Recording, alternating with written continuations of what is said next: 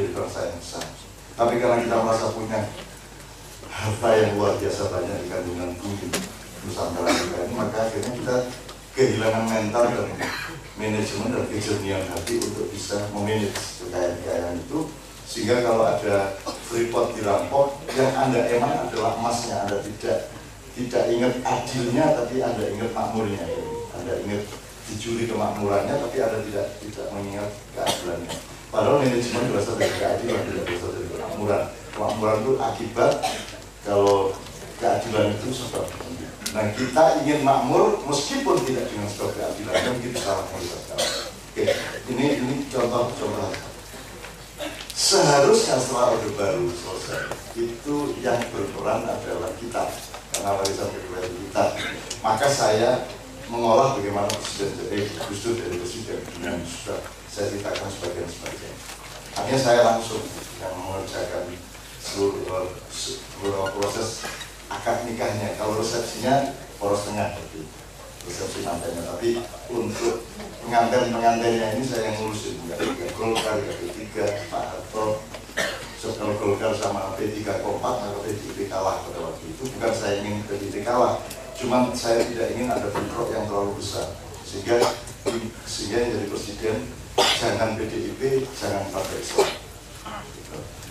Nah, Gus Dur kebetulan orang yang diterima oleh dua-duanya, karena Gus Dur cucunya orang yang menerima kitab. Nah, tugas Gus Dur adalah dematerialisasi.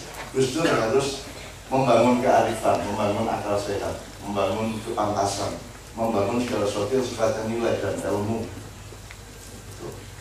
Tapi nyun sewu justru di zaman Gus Dur itu kemudian terjadi pembiasaan untuk tidak pantas. Maksudnya tidak pantas itu misalnya kalau dalam kesenian tidak proporsional. Kalau Anda sering nonton film kartun, Anda dibiasakan untuk melihat seolah-olah kartun ini kan hidup. Dan hidup secara tidak proporsional, tapi Anda terima. Jadi dari gede tangannya pilih, sikile pilih. Jadi Anda terbiasa dengan melihat sesuatu yang sebenarnya tidak seimbang di kartun diperankan sebagai seimbang. Kalau tidak seimbang, orang mungkin kue awakmu kaya ngono, kamu bingung, sikile cilik kue iso mencolot orang lainnya saat itu lah. Begitu banyak ketidaklayakan dan improporsi yang terjadi di kartun.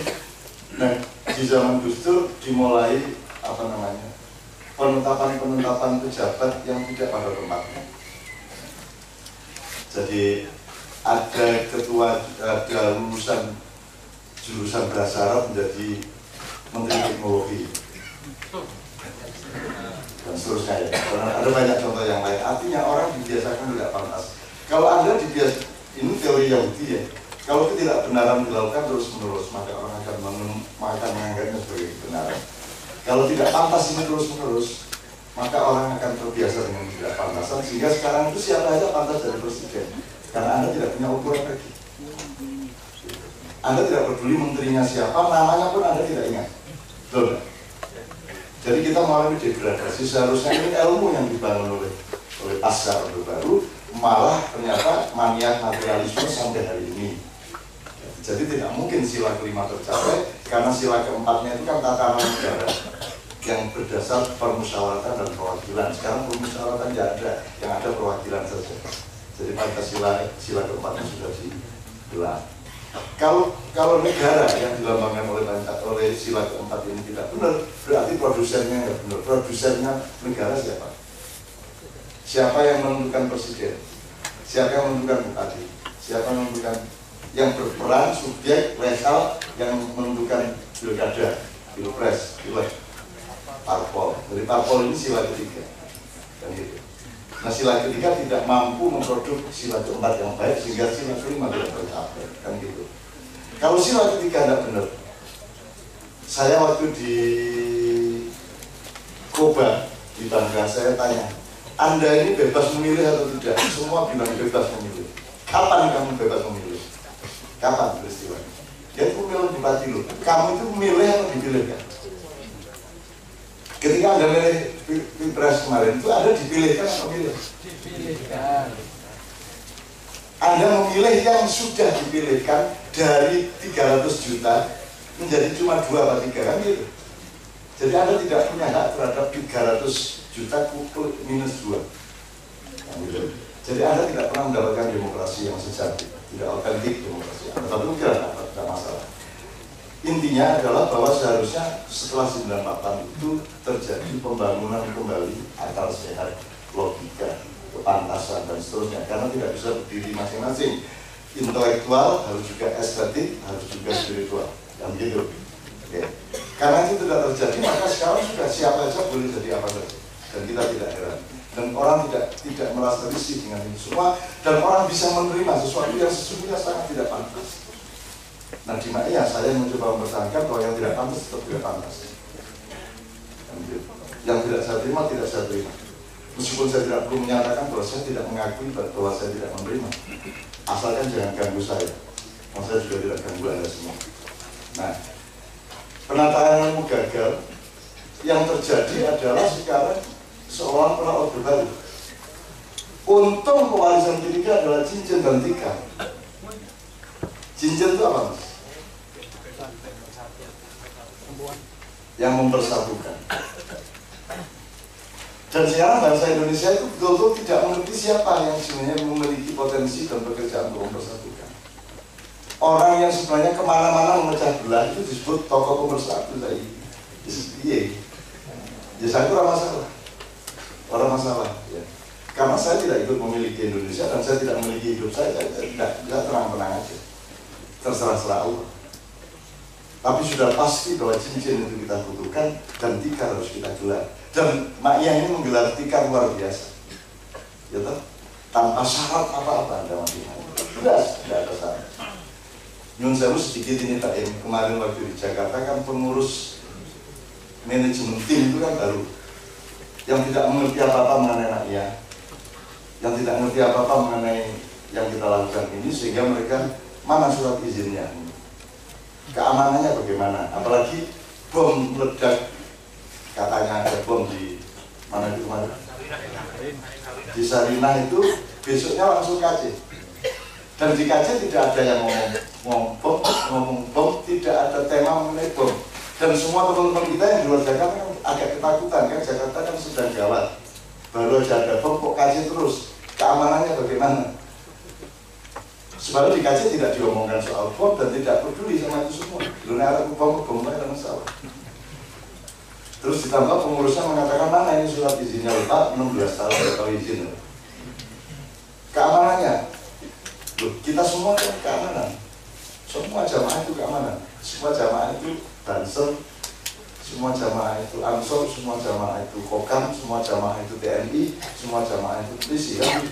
Anda punya jiwa itu semua. Di sini Anda saling mengamankan satu sama lain. Kenapa? Karena kita bahagia satu sama lain. Orang kita yang ini ya bahagia. Tidak mungkin Anda membiarkan sesuatu kebahagiaan kita dilukai kan gitu.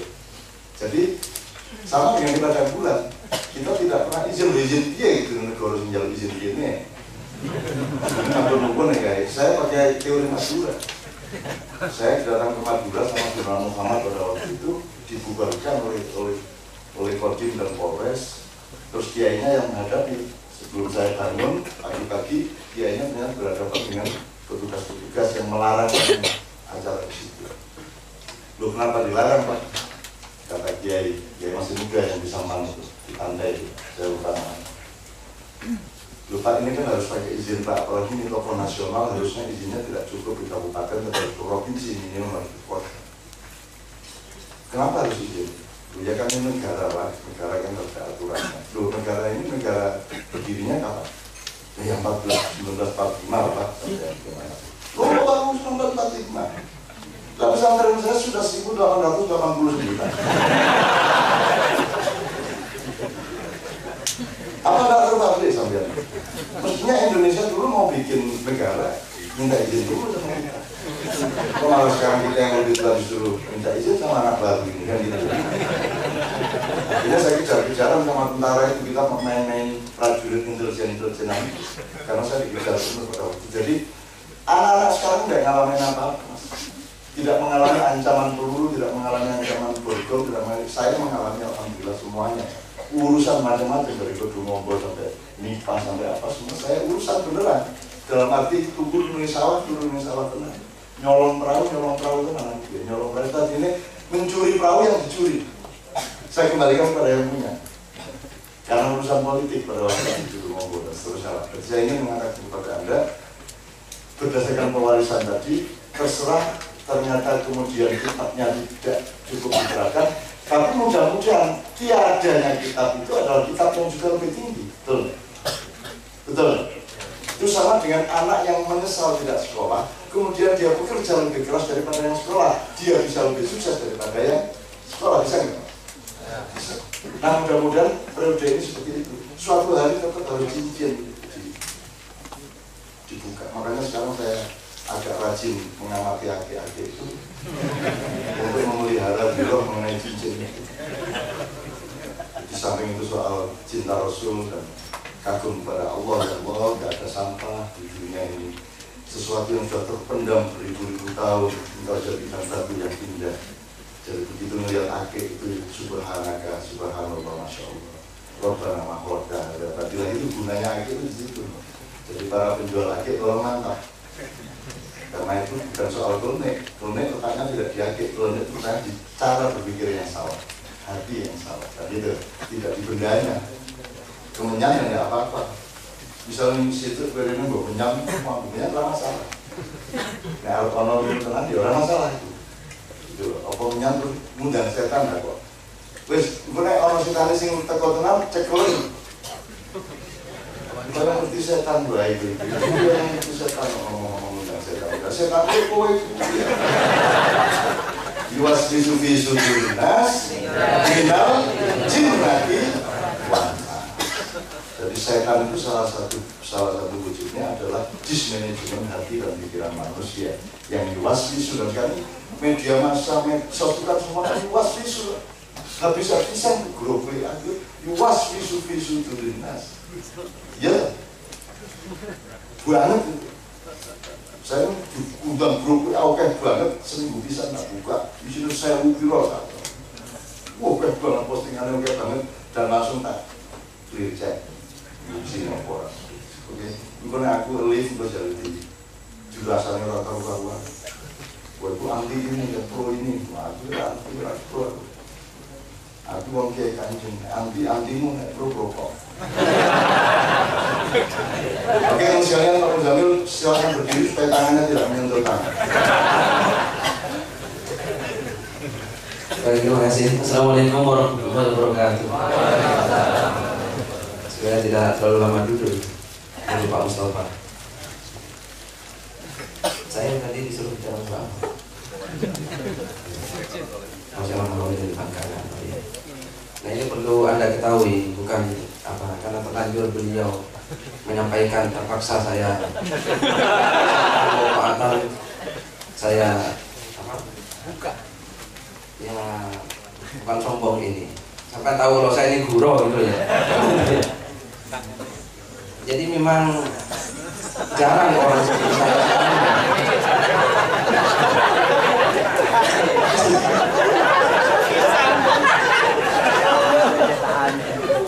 Saya manusia langka.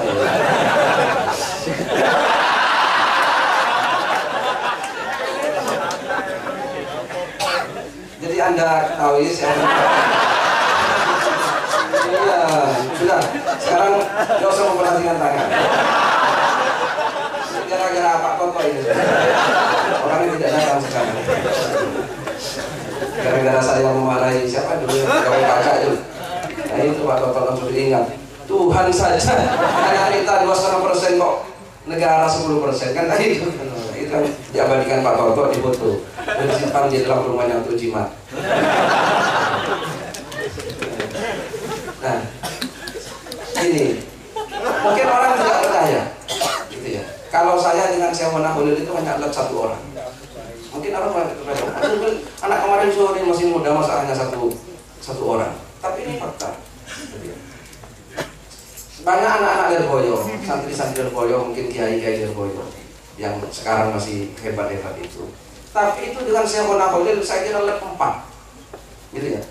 Karena Syahwana Holil punya santri Kiai Manap Lirboyo, Kiai Manap itu punya putra Kiai Abdul Karim terus Kiai Marzuki, Kiai Idris Marzuki, sekarang sudah pindah lagi ya kan. Santri-santri Lirboyo sekarang itu 5 sama Syekh Nahodin. Gitu ya. Dan Jombang juga begitu. Anak-anak Jombang itu ya mondok, kalau seusia saya paling pengasuhnya Kiai Yusuf Hasim, ya kan? Kiai Yusuf Hasim itu sebelum Kiai Yusuf Hasim pengasuhnya siapa?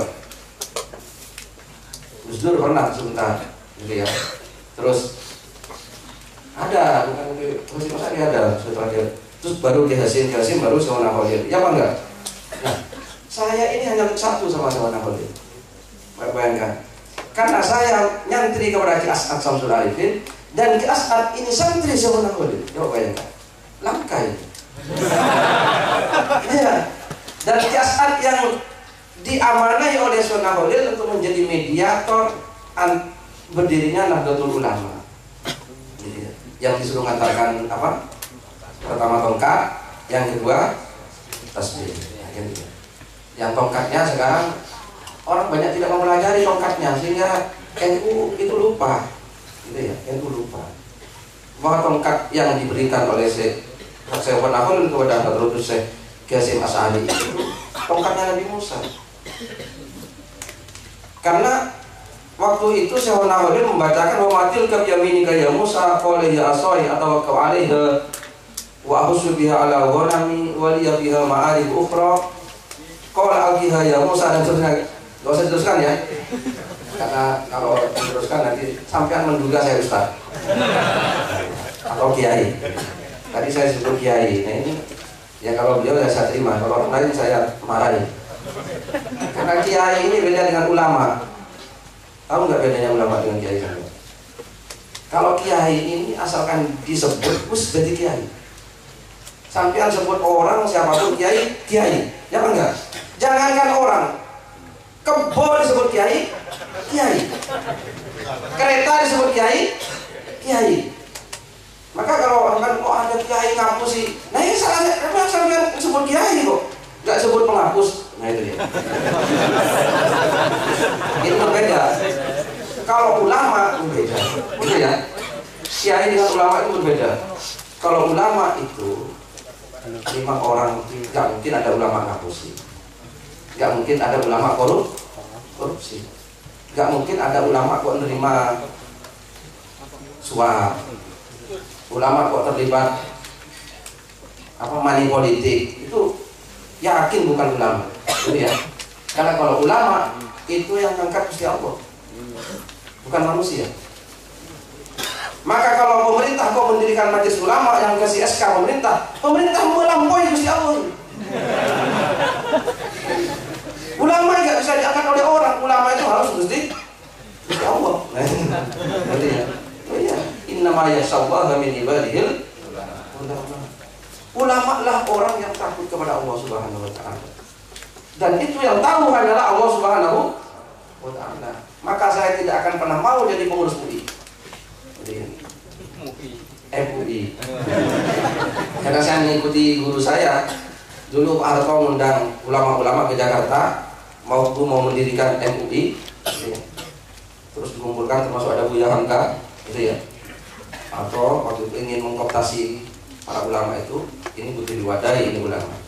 Terus Ki As'ad Syamsul Arifin guru saya termasuk diundang. Saya Pak Harto menyampaikan visi misinya gini. Langsung kiai saya berkata, ya Pak Harto, kalau Pak Harto memang mau mendirikan MUI silahkan. Tapi saya Pak Harto tidak akan mau jadi anggotanya, apalagi jadi pengurusnya, karena saya bukan ulama. Gitu biasa. Kalau saya bukan ulama jadi pengurus itu.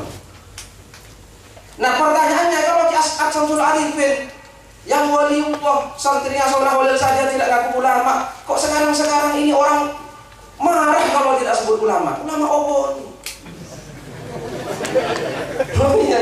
Ki As'ad juga mau sebut ulama. Saya bukan ulama, langsung pamit sama Pak Bos. Saya pamit mau pulang karena saya bukan ulama. Pak Harto geleng-geleng, wah bagaimana ini?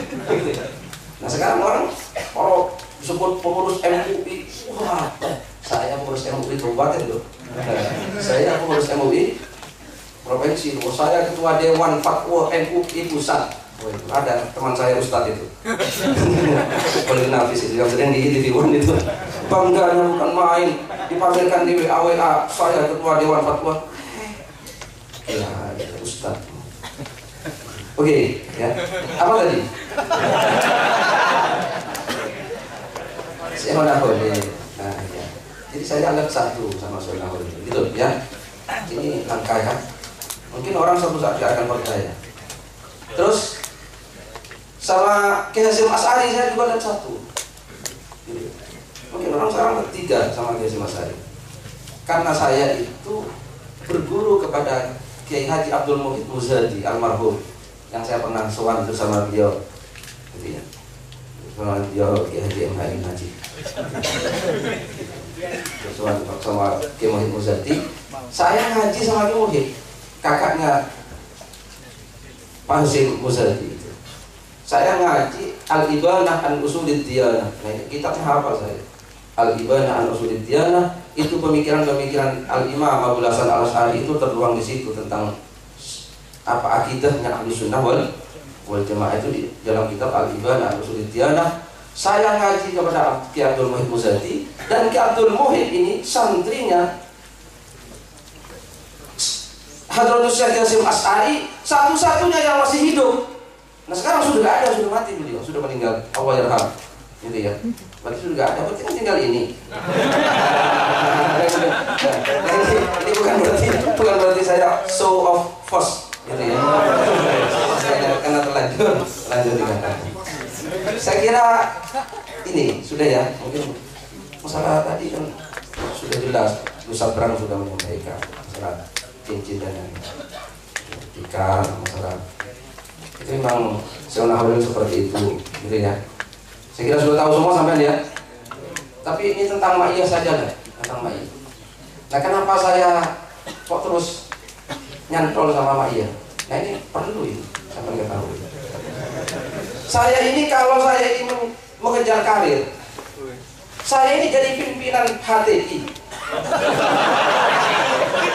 pimpinan pusat Hizbut Tahrir Indonesia ini. Betul. Karena saya pernah masuk Hizbut Tahrir 2 tahun namanya. Dan saya teman sama Ismail Yusanto itu. Saya langsung ketemu langsung dengan siapa yang membawa Hizbut Tahrir dari Yordania, dari Timur Tengah ke Indonesia itu siapa. Dan saya berdialog. Dan lebih lancar saya daripada Ismail Yusanto bahasa Arabnya. Loh iya loh, Ismail Yusanto itu lulusan Fakultas Ekonomi UGM loh. Ini santrinya Yas'ad. Nah, yang membawa Hizbut Tahrir ke Indonesia itu namanya Abdurrahman Al-Baghdadi, berbahasanya bahasa Arab. Dan saya ketemu langsung sama beliau, bersama Ismail itu. Terus saya sering belajar, saya pelajari Hizbut Tahrir itu 2 tahun saya pelajari Hizbut Tahrir. Gitu ya. Hafal saya, adik-adik Hizbut Tahrir itu hafal. Kan kalau nggak usah macam-macam Hizbut Tahrir sama saya. Saya hafal pemikiran-pemikiran Hizbut Tahrir itu. Maka kalau saya mengejar karir, saya ketua pusat kan? Jangan enggak? Istrinya nggak mungkin 1. Masa pimpinan Hizbut Tahrir kok istrinya 1? Ya paling sedikit 4 lah. Ya kan? Oke. Nah kenapa saya ini? Saya alhamdulillah dipertemukan oleh Allah Subhanahu Wa Taala dengan beliau Haji MH Najib. Meskipun ketemunya itu di tempat cucian mobil. Ya itu betul-betul tidak sengaja saya. Saya itu mau ziarah ke, saya kan ahli ziarah, ahli apa sarkup, sarjana kuburan. Saya mau ziarah ke Habib Ahmad ke Musuh, gitu ya. Di Musuh Sleman itu. Saya lewat Jalan Magelang. Saya kok tiba-tiba lewat di depan cucian mobil yang otomatis itu. Kok tiba-tiba gakinya itu kok ingin nyuci, langsung saja belok seret kanan. Nah, belok kanan saya masuk, kan cuci seret-seret itu selesai. Saya sebetulnya saya pakai sarung kan. Saya celana hanya punya 1.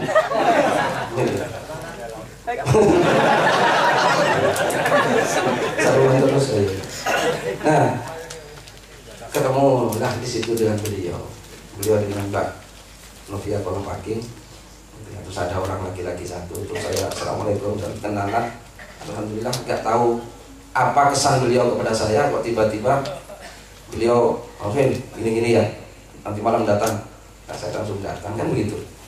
Nah, saya mempelajari beliau sudah lama sejak saya SMP di pondok pesantren. Saya lewat Jawa Pos, saya masih SMP. Kalau baca di koran yang apa? Koran dinding itu. Jadi koran itu ditaruh di bawah pohon di halaman pesantren, Jawa Pos ditata gitu, rebutan kalau membaca, sehingga saya kalau membaca yang penting kepala masuk gitu. Yang penting kepala masuk. Perjuangan membaca koran itu perjuangan. Nah, sudah lama saya. Nah, yang dulu yang paling berkesan ya tulisan jenengan jadi pembahasan kiai-kiai di pesantren dulu tahun berapa itu ketika perang Irak pertama.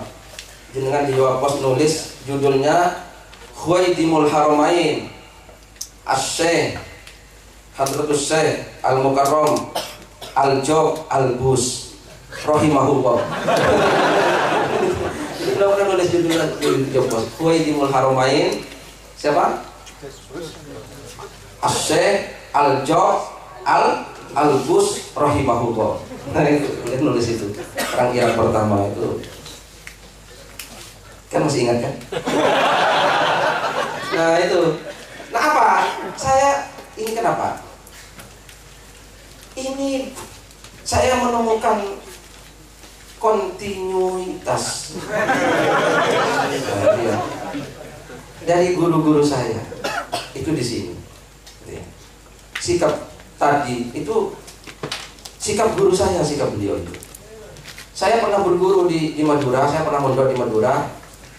Bukan kiai terkenal tapi waliullah juga itu. Karena saya tidak mau kalau berguru bukan kepada wali. Untuk apa sama-sama orang biasa kok dengan teman saja gitu. Harus kalau berguru cari yang wali sih saya. Ya kan? Maka saya tidak pernah mau berguru kecuali kepada wali.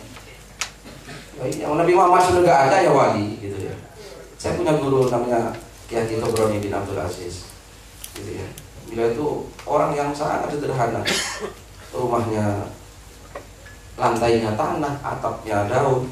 Tidak pernah beliau santrinya banyak. Tidak pernah mau minta bantuan pemerintah dan tidak mau. Pernah dibangun pagar pondok dibangunkan pemerintah langsung dirobohkan oleh beliau. Nah, satu saat pada zaman Orde Baru beliau diajak masuk Golkar dan beliau tidak mau. Kemudian ada kampanye P3, diundang doa beliau dan beliau mau karena memang dulu kiai-kiai di P3 semua. Akhirnya beliau mimpin doa di kampanye P3 itu. Kemudian setelah turun dari doa langsung ditangkap oleh polisi karena tentara sudah banyak, tanpa banyak bicara langsung dibawa ditangkap lagi saya itu. Nah beliau Kiai Madura kok ditangkap, ribuan orang datang ke penjara itu untuk membebaskan beliau. Tapi apa? Nah ini loh yang luar biasa. Ribuan orang datang, ternyata apa? Beliau keluar dengan tenangnya, seperti Nabi Ibrahim mau dibakar itu. Kepada semua bahasa Madura tapi ya. Sama nggak ngerti kalau pakai para tretan sejajan, nah gitu ya. Tretan itu saudara-saudara ya. Tenang. Tidak usah melakukan apapun. Saya masuk penjara karena saya sudah ditulis oleh Allah akan masuk penjara. Maka meskipun saya tidak salah, saya masuk penjara untuk memenuhi tulisan Allah itu. Coba bayangkan, ada orang seperti ini. Ya beliau itu. Ya kan? Ya. Ini di penjara di zaman Orde Baru mau dibela ribuan orang. Apa beliau? Saya masuk penjara karena sudah tertulis di Lauh Mahfuz bahwa saya akan masuk penjara. Maka meskipun saya tidak salah, saya masuk penjara. Maka akan saya terima untuk memenuhi tulisan itu. Akhirnya apa? Semua tenang, pulang teratur. Nah, coba bayangkan. Nah, ini cirinya wali, paham sampai? Kalau ada orang mau ditangkap polisi kok nyewa pengacara, bukan wali. Pakai TPM tim pengacara Muslim Indonesia ini. Syekh katanya, Syekh apa? Kalau Syekh itu pengacara langsung Gusti Allah. undang-undang pengacara, ya bang ya? Tanpa pengacara. Jadi tidak takut sedikit pun, penjara lah, karena ini sudah tulisan Allah Subhanahu. Persis kan dengan sikapnya beliau kan? Persis. Gitu ya. Nah, bukan berarti orang kalau pasrah kepada Allah tidak nyewa pengacara itu terus Allah akan membiarkan, tidak mungkin. Akhirnya apa yang terjadi? Semua polisi, semua tentara yang menangkap beliau, ya, gila semua. Gila. Dan tidak lama akhirnya beliau dikeluarkan. Nah, ini wahyu. Wes, paham ya salah satu. Nah, ini sikap seperti itu persis dengan apa yang dipilih oleh beliau jatuh. Persis. Gitu ya. Tadi mana ada orang sekarang kok gak mau masuk TV nasional? Kalau perlu orang itu bayar kok supaya bisa masuk TV nasional. Ya apa enggak? Ini kalau bukan orang gila tidak mungkin.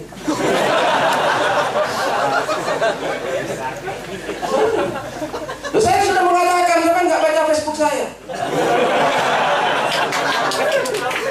Nabi Muhammad itu orang gila. Ya apa enggak? Ya apa enggak? Semua orang Arab bilang Muhammad gila, Muhammad gila. Ya apa enggak? Maka sampean kalau mengaku pengikut Nabi Muhammad tapi masih ingin disebut orang waras zaman ini, belum mengikuti Nabi Muhammad. Kalau sampean sudah dianggap gila oleh orang zaman sekarang yang wis sebenarnya edan tapi ngaku waras itu, nah berarti sampean belum mengikuti Nabi Muhammad. Jadi kalau mau mengikuti Nabi Muhammad sampai oleh orang dibilang orang gila, orang edan. Dia ini gila betul. Dan semua orang yang masuk TV kok malah beliau. Nah saya jadi ikut-ikutan gak boleh juga ini jadi. Kalau saya gak mungkin ditawar, tapi sebelum ditawar sudah gak mau duluan ya. Ini yang lebih gagah duluan. Saya kemarin itu dapat surat dari Kemenak Kabupaten itu berarti saya. Assalamualaikum. Tolong supaya segera diisi data-data tentang pondok pesantren, nama, alamat dan seterusnya. Nomor 2, kalau hari Sabtu tidak segera diserahkan, maka pesantren Anda tidak akan dapat fasilitas apa-apa dari negara. Coba, ada Kemenak kok ngancam-ngancam kiai. Langsung saya buang ke sampah suratnya, sampai sekarang nggak saya setorkan, biar nggak usah dicatat di Kemenak. Rapate.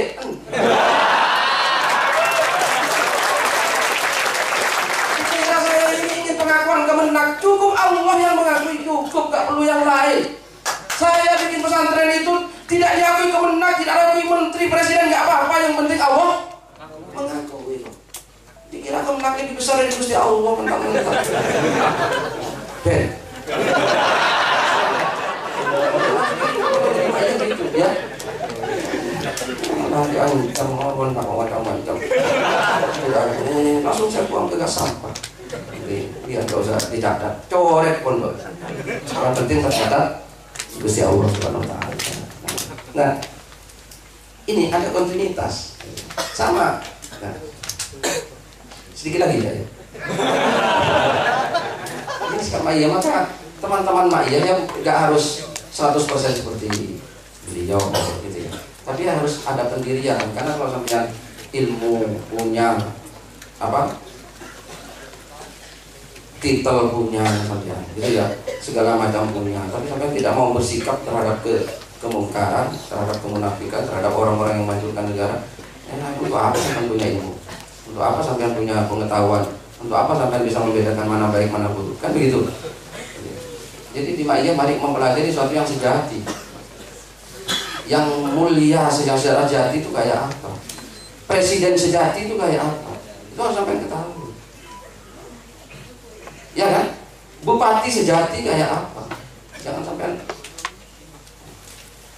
presiden orang yang mengurus rakyat. Nah, sampai terkadang para pejabat itu kan tidak tahu yang sejati pejabat kayak apa. Ya.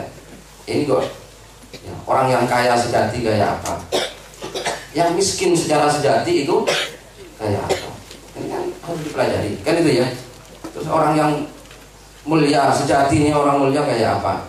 Mari kita pelajari. Nah, yang kedua, saya kan berguru pada Kias tadi. Kias itu juga begitu. Sama pendiriannya dengan beliau. Ini cerita rahasia, jangan masukkan YouTube ya. Karena khawatir ini rahasia. Ini memang soalnya ini operasi rahasia. Jangan masukkan kemana-mana. Di TV gak apa dipotong. Kalau dimanfaatkan orang. Untuk cash up itu dulu. Apa itu ya? Ya ini yang kalau ini nggak apa-apa. Satunya nanti yang. Jadi waktu Gus Dur dipilih jadi ketua umum PBNU, gitu ya, itu kan di tangan beliau. Karena diserahkan kepada beliau, semua sudah menyerahkan kepada beliau siapa yang mau dipilih Rois Am, siapa yang jadi ketua umum. Maka beliau kan memilih Gus Dur. Gitu ya. Saya pernah cerita orang-orang Malang datang bilang kalau menurut ketemu Sunan Giri katanya supaya jangan Gus Dur tapi ini orangnya, tapi KSA tetap Gus Dur.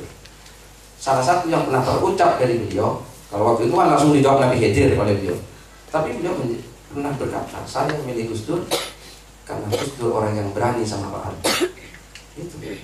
Itu alasannya KSA. Jadi tidak ada pertimbangan yang lain. KSA memilih dia karena dia waktu itu berani sama Pak Harto. Nah, beliau itu pernah ini rahasia ya, kan ini rahasia. Jadi beliau Harto kan pertahanannya segala macam, termasuk dukun itu semua di bawah kendali Pak Harto, kiai-kiai ampuh di bawah kendali Pak Harto, itu semua. Jadi Pak Harto itu pengamanannya bukan hanya polisi, tentara, tapi juga makhluk-makhluk itu jadi pengaman Pak Harto. Sulit ditembus Pak Harto itu, sulit sekali. Maka Pak Harto 32 tahun itu luar biasa.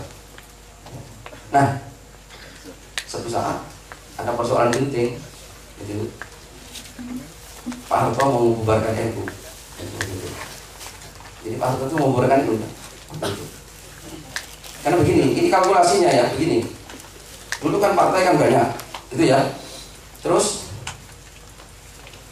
yang nasionalis, PNI dan macam-macam kan sudah dijadikan satu dalam Golkar. Itu kan ya. Terus yang abang-abang sudah jadi PDIP. Nah, waktu itu yang besar kelompok Islam kan hanya dua, Masyumi dan NU. Nah, Masyumi sudah dibubarkan oleh Bung Karno. Tinggal NU dianggap ancaman oleh Pak Harto. Ini bagaimana NU? Meskipun waktu itu afiliasi ke P3. Nah, maka beliau kasat langsung nembus Pak Harto.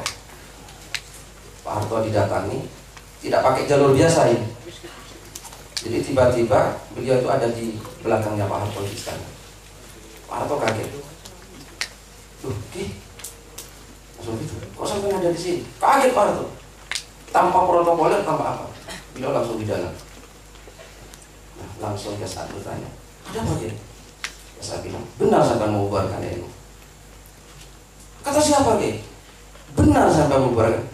Kiai dapat informasi dari mana? Jawab. Jadi langsung ada saya. Awalnya Pak Harto bilang, enggak ini. Awas kalau sampai kuburan itu.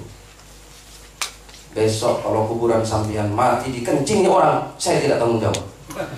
Begitu sama. Oh iya, sama. Nah, akhirnya sudah karena beliau ya sana langsung pulang.